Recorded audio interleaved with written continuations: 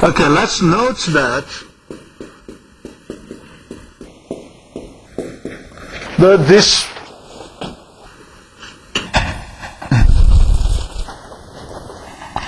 okay. Measuring acceleration means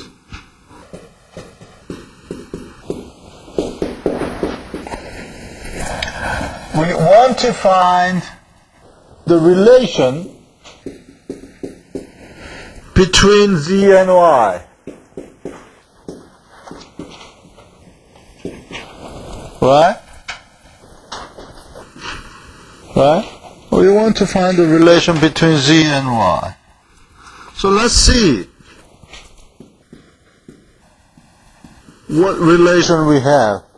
Of course, we do know the relation using this amplitude phase plot.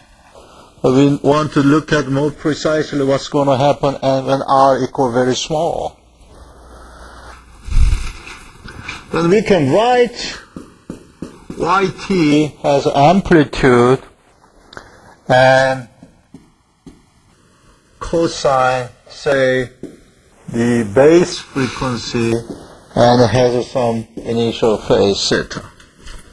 Now, if you don't like to put the theta, you can just disregard it. And then y double dot is minus omega b square y cosine omega bt minus theta. Okay, and zt is,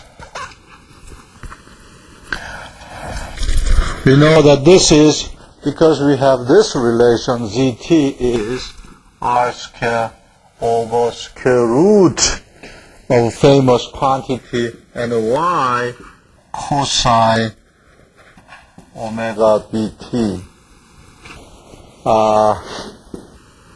Okay, I have to put different phase angle. But if I want to use a theta over here, then I can assume this theta is 0, okay? The phase angle over here is actually theta 1 minus theta. Okay. Then I can see that omega n square zt is equal to, because note that r square is equal to omega b square over omega n square. So I plug this one over here and then get omega n square over here. Then I get 1 over famous square root and then yb square y cosine omega bt minus theta 1. Therefore, I can write this. This is minus 1 square root y double dot t. Okay? That means the acceleration of a base is related with zt. Meaning that by measuring zt, not z double dot t, by measuring zt, I can measure y double dot t. That is the acceleration that I want to measure. Okay? So, what would be the ideal behavior of this one? Omega n is the fixed quantity.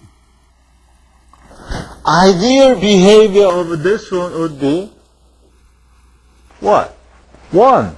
If that is 1, that means that we can measure acceleration by just measuring zt. This is the sort of ideal amplifier.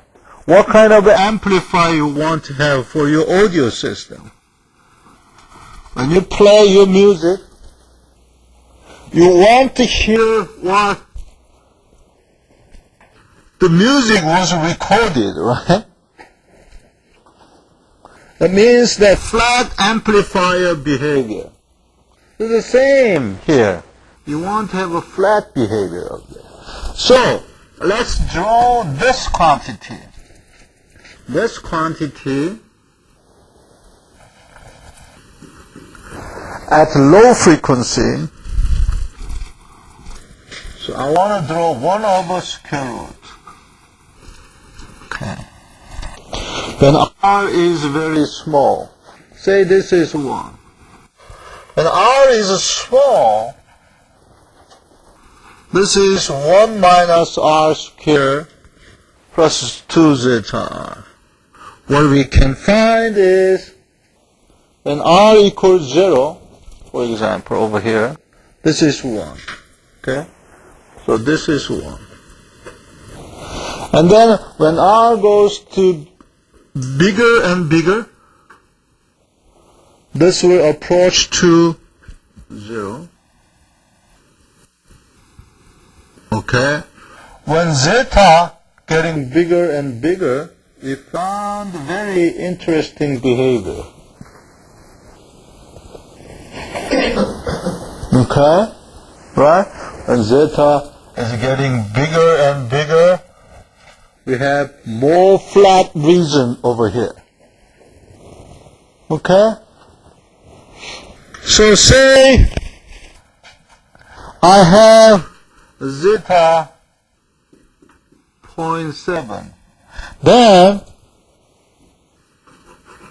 we have a region that we can use as an accelerometer that allows the error, as he asked me at the last lecture, less than 0.2%.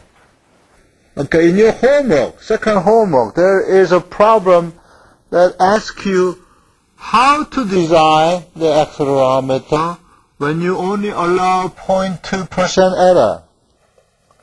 Okay, you can have a certain error over here, right? Maximum error would occur over here, and a minimum error would occur over here. So the question is, I just want to allow 0.2% error in measuring acceleration. How can you design it? So there are two ways. You can determine this maximum frequency for given zeta, or you may decide the maximum frequency you want to measure, and then you determine zeta. Right? The acceptable region of frequency is controlled by the damping. Okay? Therefore, it is not easy to have an accelerometer that can measure, for example, the 0 frequency to very high frequency. It's not easy. That means that you need a very reasonable zeta. And having damping having damping to such a value, for example 0.7, is not trivial. You see, the damping always produces some heat.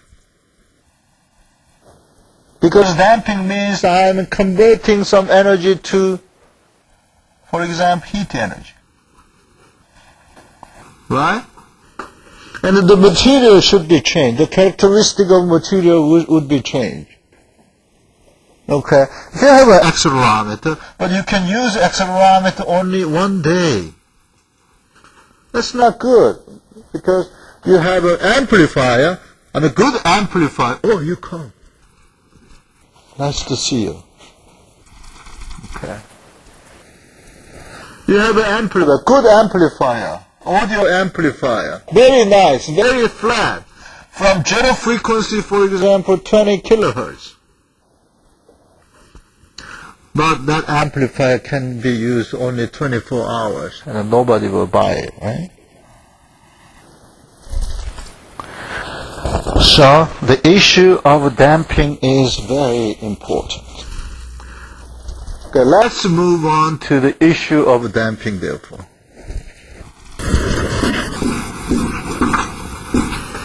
There are so many kinds of damping.